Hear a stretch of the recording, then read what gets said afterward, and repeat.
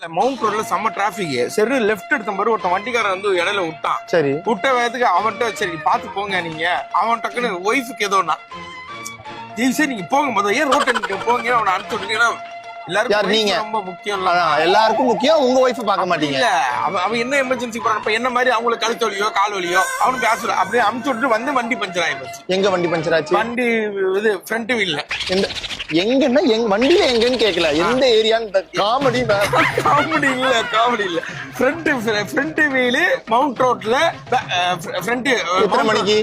5:45 இருக்கும். பஞ்சரான வண்டியை வச்சுட்டு எப்படி வீட்டு வாசல் வந்தீங்க?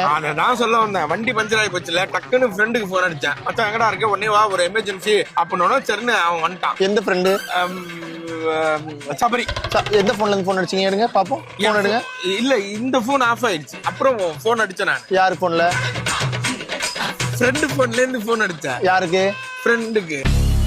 அதாவது அவன் போனை வாங்கி அவனுக்கே அடிச்சு. இல்ல நல்லா யோசிங்க. நீங்க நல்லா யோசிச்சுட்டு போய் சொல்லுங்க. எங்க அப்பா எனக்கு காது குத்திட்டாருங்க, கல்யாணம் பண்ணி நான் வண்டியை கொண்டு போய் விட்டேன்ல. அவர் பார்த்தா நான் என்னோட ஸ்கூல் படிச்ச ஃப்ரெண்டு. அவருதான் வண்டி வந்து விட்டாரு. நீங்க இப்ப நீங்க போய் விட்டுறீங்க. வரும்போது நான் ஏமாத்துறீங்க. நீங்க கல்யாணம் பண்ணும்போது